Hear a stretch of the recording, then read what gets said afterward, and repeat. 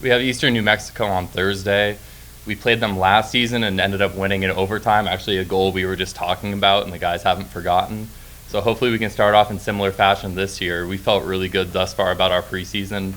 These two individuals coming in and setting standards right away has been a huge help, especially for me as a new head coach. I think they're probably sick of the amount of text messages I'm sending the two of them.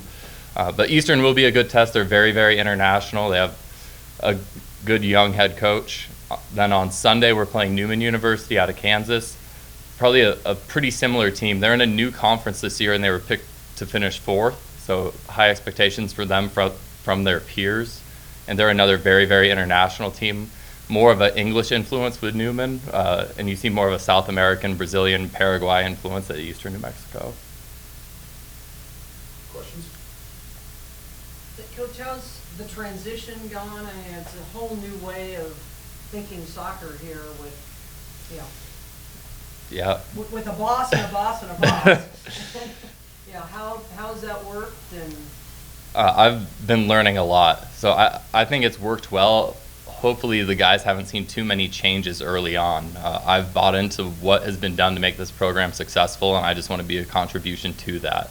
So at least from their perspective as players, I don't think too much is different. For me, a lot's different because as you said, I do have a boss with a boss, and that's new. It's been a positive challenge for me, and I've learned new things about the game and new ways to coach the game. So all positives for me, and hopefully I'm giving something good to this program as we not necessarily go into a new direction, but just have a new shake-up with our personnel. Peter, does it kind of feel like kind of just a continuation of last season? Yeah, definitely. I think Coach Conniff has stepped in really well. Hasn't felt different. It's not like we're trying to figure out who's running practice, who's doing this. So I think it's ran really smoothly, and I don't think there's been many complaints. And I think we're all confident that coaches come in. He knows what we're trying to do. He knows our tactics, and I don't think we're going to be missing anything going into the first game of the season on Thursday. You're kind of the guy that has got to lead this rebel this season. I mean, you had such a good season last year. What kind of some of the goals that you get set for this year? I think every year going into it, we want to win a RMAC tournament, whether it's regular season and the RMAC tournament. So I think that's definitely something we're shooting for. That's usually our first thing up on the board to accomplish. But I mean, obviously we went to the Sweet 16 last year, got knocked off by West Texas. So obviously just try to get further and further each year in the NCAA double tournament. But yeah, I mean, it's definitely new with, like you said, leaving it with, losing James, Kevin Del Mazo, Briley, who are all such great leaders. But I think me, Niall, and other guys have, picked up on some things that they did, and I think we're stepping into their shoes really nicely. No, you're no longer the young kid on this team either. No. You kind of got thrown in as a freshman and kind of learned as you went. But what are you seeing from this team this year? I see big things. I thought we were kind of unlucky to receive a third for our conference for our standings, but I think this team, the sky's the limit. As the coaches like to say, we have a very talented team, and again, that could be a scary word because we could just try to rely on talent instead of hard work. But I think with the right coaching that we have in place in our team and our work ethic that we've currently instilled throughout the years, if we're willing to push ourselves, then we can go as far as we want to and accomplish all our goals as we were talking about earlier. And Coach, Briley was back there for 4 years. And I mean, these guys look back and it's like, who's back there now? I mean, you really you don't really have to rebuild, but you've got to kind of find some holes from the back forward. What are you looking at there? Yeah, I think in the last 4 years coaching against Briley, we only scored 2 or 3 goals. So obviously a huge player for this program. We have a goalkeeper stepping in named Brendan Brown, who definitely has my respect. I think incredibly highly of him. I think Pete, as a defender, probably trusts Brendan quite a bit back there as well. He can make some saves that you just wouldn't believe. I think we saw that in warm-ups the other day. He robbed Kevin Chavez top corner, and it was like, all right, let's end the warm-up. That was enough.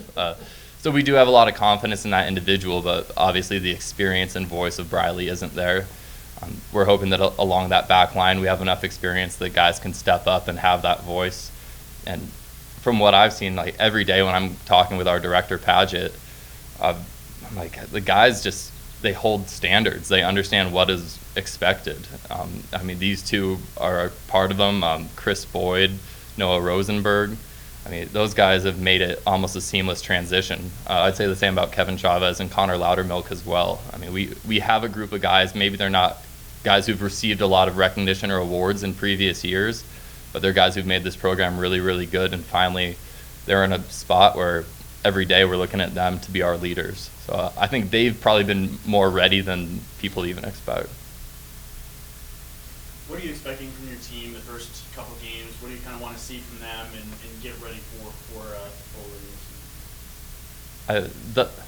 Hopefully the boys would agree, thus far in training, focus has been defending and work rate. And so early on, we'd like to have a few clean sheets. That would be my personal goal. Some of what we do in terms of our attack, some of the combination play we're looking for, getting our outside backs involved in the final third, I think that would be more of an icing on the cake thing. Still an expectation because we're absolutely capable of playing at that level right away. But ultimately, we want to defend well and be able to rely on that throughout the season, especially with new personnel there, without a James McGee and without a Briley. And we do have incredible attacking talent. Not only with our starting group, I think we can substitute in outside mids who are going to produce goals, substitute in a forward like a Tristan Whittick, and he's going to produce goals as well. So I think our depth and attack is something we want to have validated. We want to see, can that second group be just as good as the first group? And then with your first match coming up, are there any nerves, excitement, anything like that for you as you enter your first one? It'll be my first time under the lights on Walker Field, so that's kind of exciting. Even as an opposing coach, we always had day games. I don't think this year we've trained in the evening, or maybe we had one of our scrimmages had a partial night effect. But that's an exciting piece for me. There's something different about a night sky playing under the lights. We train at 3 p.m. right now, so we're accustomed to blisters on our feet from the heat. So that'll be nice as well to have a later kickoff. So no nerves, all excitement. These guys have my confidence.